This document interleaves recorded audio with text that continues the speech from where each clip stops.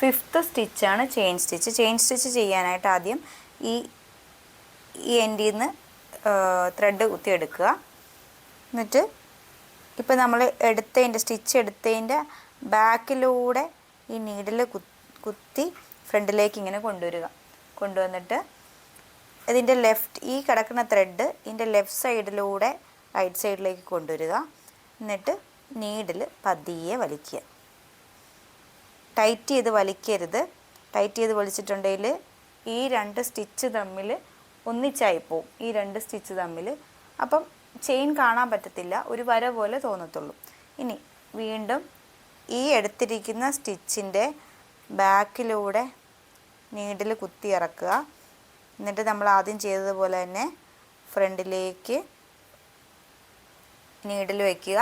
എന്നിട്ട് ലെഫ്റ്റ് സൈഡിൽ കൂടി ത്രെഡ് എടുത്ത് റൈറ്റ് സൈഡിലേക്ക് കൊണ്ടുവരിക. വീണ്ടും അതുപോലെ തന്നെ ചെയ്ത് കൊടുക്കുക. മാക്സിമം ചെറുതാക്കി ചെയ്യാനായിട്ട് ശ്രമിക്കുക. ചെയ്യുമ്പം അധികം വലുതായാലും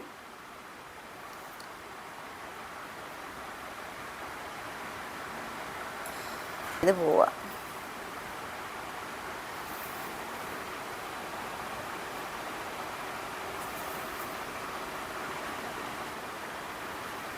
ഇതുപോലെ ഇങ്ങനെ ചെയ്ത് പോവുക. ഒരു ത്രെഡിൻ്റെ ഉള്ളിൽ കൂടി അടുത്ത ത്രെഡ് എടുക്കുക.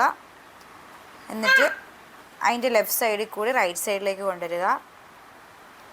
എന്നിട്ട് നീഡിലിനെ പതിയെ വലിച്ചു കൊടുക്കുക. വീണ്ടും ആ വന്ന് നിൽക്കുന്ന ത്രെഡിൻ്റെ പുറകിൽ കൂടി അടുത്ത സ്റ്റിച്ച് കുറച്ച് ഗ്യാപ്പ് വിട്ട് നീഡിൽ മുകളിലോട്ട് കയറ്റുക. ലെഫ്റ്റ് സൈഡിൽ കൂടി എടുക്കുക, റൈറ്റ് സൈഡിലേക്ക് കൊണ്ടുവരിക. ത്രെഡ് വലിക്കുക. ത്രെഡ് വലിക്കുമ്പോൾ അധികം ടൈറ്റ് ചെയ്ത് വലിക്കരുത്, ഒരു നോർമൽ ലൂസിൽ വലിക്കുക. ഇത് ഇങ്ങനെ ട്രൈ ചെയ്ത് നോക്കുക. ഇതുപോലെ പോപ്ലിൻ്റെ ക്ലോത്ത് വാങ്ങിച്ച് ഇങ്ങനെ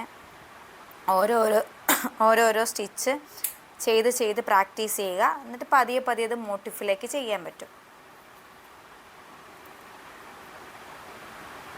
ചുരിദാറിലോ സാരിയിലോ കുർത്താസിലോ മെൻസിൻ്റെ ഷർട്ടിലോ ഒക്കെ ചെയ്ത് കൊടുക്കാം.